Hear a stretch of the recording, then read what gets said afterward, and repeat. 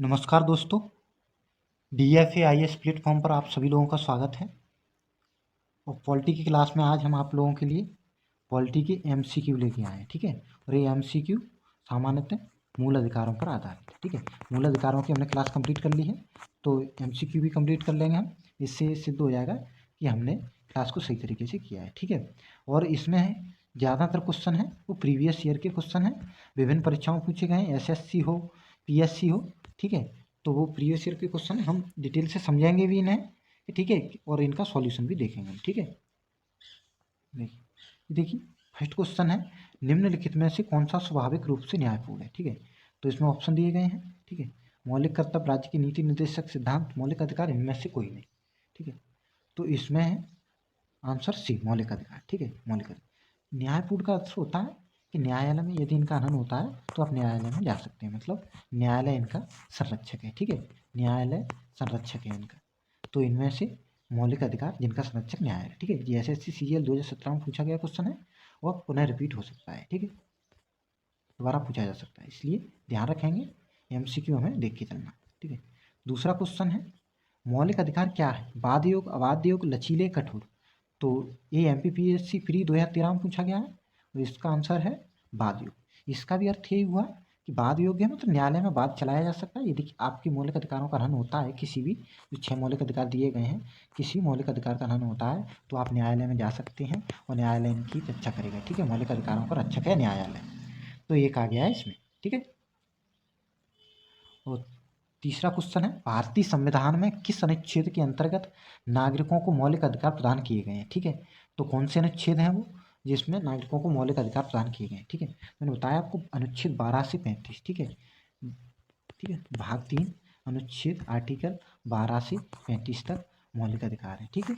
तो ये ध्यान रखेंगे, ठीक है। कई एग्जाम में पूछा गया क्वेश्चन है, BPSC में, बिहार पब्लिक सर्विस कमीशन हो, उत्तर पब्लिक सर्विस कमीशन हो, UP लोअर मेंस हो, ठीक है, सब में पूछा गया है, ठीक है, ये ध्यान रखेंगे। भारतीय संविधान के अनुच्छेद 12 से अनुच्छेद 35 मुख्यतः मौलिक अधिकारों से संबंधित है, जो कि भारतीय संविधान में दिए हुए, किस भाग में दिए गए हैं, तो मैंने बताया आप लोगों को कौन सा भाग है, भाग 3, ठीक है। इसी आंसर दिया हुआ भाग 3, ठीक है। भारतीय संविधान में मूलभूत अधिकार किस संविधान से लिए गए थे, अमेरिका से, UK से, सोवियत संघ से, इनमें से कोई नहीं। तो हमने डिटेल से पढ़ा है कहाँ से लिए गए हैं, अमेरिका से, ठीक है। तो इसका आंसर, ठीक है। कई ये SSC MTS में पूछा गया क्वेश्चन है। भारतीय संविधान में कितने मौलिक अधिकार उल्लिखित हैं, 5, 6, 7 या 8, ठीक है। तो ये 6 मौलिक अधिकार, ठीक है। 7 थे, संपत्ति के अधिकार को 44वें संशोधन के माध्यम से संविधान संशोधन हुआ था 1978 में, ठीक है। तब संपत्ति के अधिकार को मौलिक अधिकारों से हटा करके कानूनी अधिकार इसको बना दिया गया। ये आर्टिकल 300A में देखेंगे आप, कानूनी अधिकार इसको बना दिया गया, ठीक है। तो ये ध्यान रखेंगे। और जबकि मूल संविधान में 7 थे, ठीक है। जब जी ये पूछा जाए कि मूल संविधान में कितने थे मौलिक अधिकार, तो ये 7 थे, ठीक है। वर्तमान में 6, याद रखें। प्रारंभ में कितने मौलिक अधिकार दिए गए थे, तो प्रारंभ में 7 मौलिक अधिकार, देखिए क्वेश्चन ही आ गया ये, देखिए प्रारंभ में मतलब मूल संविधान में कितने मौलिक अधिकार दिए गए थे, तो ये 7 थे, ठीक है, 7 मौलिक अधिकार थे।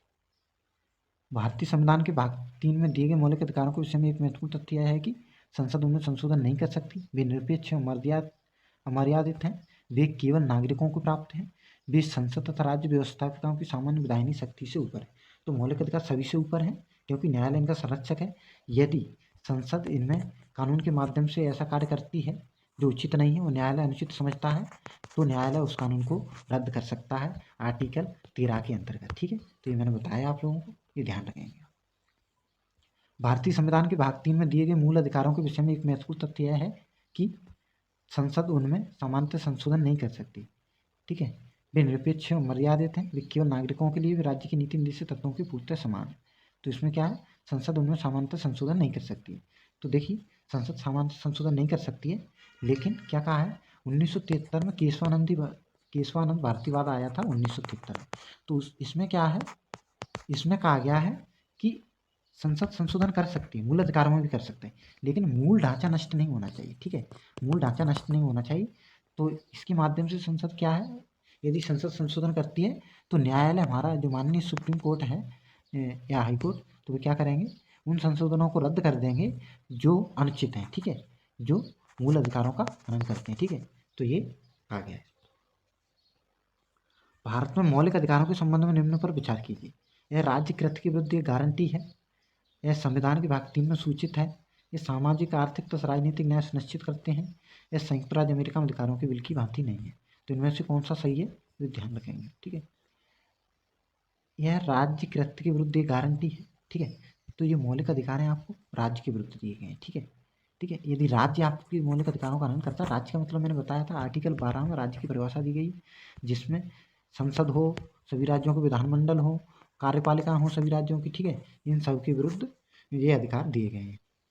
यह संविधान के भाग 3 में सूचित है, तो ये भी सही होगा। ठीक है, यह सामाजिक आर्थिक तथा राजनीतिक न्याय सुनिश्चित करते हैं। देखिए, ये सामान्यतः जो सुनिश्चित करते हैं वो राजनीतिक और सामाजिक न्याय। ठीक है, आर्थिक कल्याण की जो अवधारणा है वो गई डीपीएसपी में। ठीक है, नीति निर्देशक तत्वों में। जब मूल अधिकार फंडामेंटल राइट प्लस डीपीएसपी दोनों मिल जाते हैं तब सामाजिक आर्थिक राजनीतिक तीनों न्याय को सुनिश्चित करते हैं। लेकिन मूल अधिकार है तो ये केवल सामाजिक और राजनीतिक न्याय सुनिश्चित करेंगे। ठीक है, तो ये ध्यान रखेंगे। यह संयुक्त राज्य अमेरिका में अधिकारों के बिल की भांति नहीं है, तो ये गलत है क्योंकि संयुक्त राज्य अमेरिका के बिल की भांति है। तो ये दो स्टेटमेंट गलत हुए, दो राइट हुए। ठीक है, तो इसका आंसर हो गया ए। ठीक है, ईपीपीसीएस में पूछा गया क्वेश्चन है। ठीक है, ध्यान रखेंगे। भारत का संविधान निम्न संरक्षण नहीं देता: संगम या संघ बनाने का अधिकार, बोलने या व्यक्ति की स्वतंत्रता का अधिकार, संपत्ति के अर्जन उसे बनाए रखने तथा उसके अपवाहन का अधिकार, भारत के राज्य क्षेत्र में सर्वत्र आवाज संरक्षण का अधिकार। तो कौन सा अधिकार नहीं है ये देखिए। तो इसमें देखिए, ये देखिए भारत का संगम या संघ बनाने का अधिकार, तो ये अधिकार आपको आर्टिकल 19 के अंतर्गत मिल जाता है। ठीक है, बोलने और व्यक्ति स्वतंत्रता ये भी आर्टिकल 19 के अंतर्गत है, और संपत्ति के अर्जन उसे बनाए रखने तो उसको बन का अधिकार, तो ये नष्ट हो गया अधिकार, मतलब ये कानूनी अधिकार बन गया है। ठीक है, संपत्ति का अधिकार, तो ये 301 के तहत कानूनी अधिकार है, तो ये मूल अधिकारों में नहीं है। ठीक है, तो इसका संविधान संरक्षण नहीं करता। ठीक है, कानूनी अधिकार है, कानून के माध्यम से लड़ाई लड़ सकते हैं। ठीक है, भारत के राज्य क्षेत्र में सर्वत्र आवास संरक्षण का अधिकार। ठीक है, तो कहीं भी घूमने जा सकते हैं, कहीं बस सकते हैं। ठीक है, ये भी 19 के अंतर्गत संरक्षित अधिकार है आपका। ठीक है, ये ध्यान रखेंगे। अब है ये देखिए 12वां क्वेश्चन देखते हैं। संविधान के अनुच्छेद 12 में दी गई राज्य पद की परिभाषा निम्नलिखित के संदर्भ में सुसंगत है। संविधान के केवल भाग 3, संविधान के केवल भाग 3 एवं 4, संविधान के केवल भाग 4 और संपूर्ण संविधान।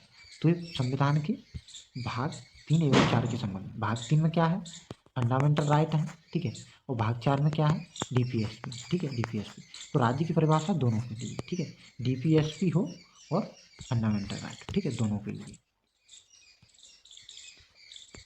मूल अधिकारों के प्रवर्तन के प्रयोजनार्थ निम्नलिखित में से कौन संविधान के अनुच्छेद 12 के अनुसार राज्य की परिभाषा में सम्मिलित माना जाता है। ठीक है, राज्य की परिभाषा में कौन कौन है, LIC भारतीय जीवन बीमा निगम, भागीदारी फर्म, कंपनी अधिनियम 1956 के अधीन रजिस्ट्री की सहकारी कंपनी, सहकारी सोसाइटी अधिनियम 1912 के अधीन रजिस्ट्री एक सहकारी समिति। ठीक है, सम्मिलित कौन माना जाएगा इसमें से, ध्यान रखेंगे आप। ये देखिए, भागीदारी फर्म ये सामान्यतः ये प्राइवेट के रूप में जानी जाती है। ठीक है, कंपनी अधिनियम 1956 के जो अधीन है रजिस्ट्री कहते हैं सरकारी कंपनी, तो ये कंपनी है क्योंकि इसमें प्राइवेट शेयर भी होते हैं कंपनियों में सामान्यतः। ठीक है, तो और ये सहकारी सोसाइटी, ये तो सहकारी सोसाइटी समिति बनाने का अधिकार है, तो ये भी नहीं आएगी। ठीक है, तो इनमें तीनों में से कोई नहीं आएगा। ठीक है, आएगा कौन, भारतीय जीवन बीमा निगम। ठीक है, इसके विरुद्ध यदि ये अधिकारों का हनन करता है तो आप न्यायालय में जा सकते हैं। ठीक है, तो ये कहा गया है भारतीय जीवन बीमा निगम।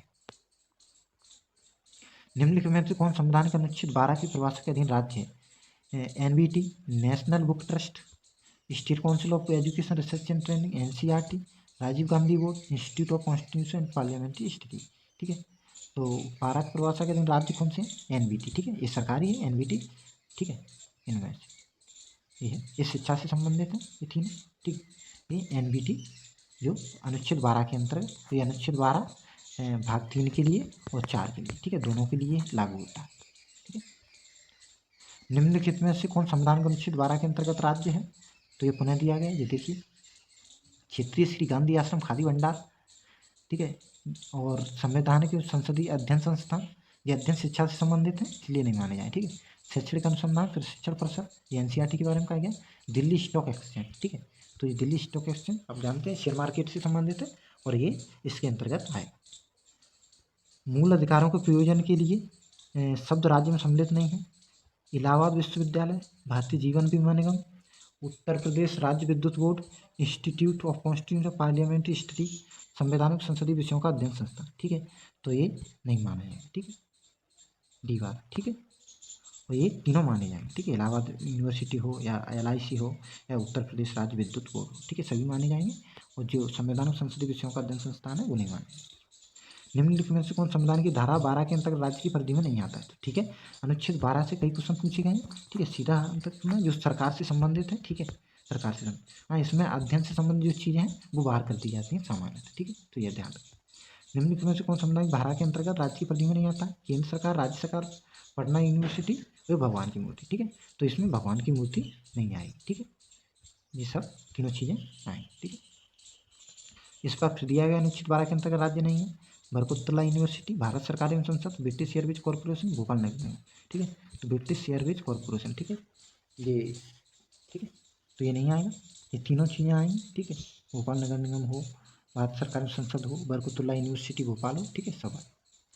भारतीय संविधान के 13वें अनुच्छेद का मुख्य उद्देश्य निम्न में से किसके संबंध में संविधान की सर्वोच्चता सुनिश्चित करना है? राज्य के नीति निर्देशक तत्व, मौलिक कर्तव्य, मौलिक अधिकार, उपयुक्त सभी। ठीक है, तो 13 अनुच्छेद है, आर्टिकल 13। इसमें कहा गया जो यदि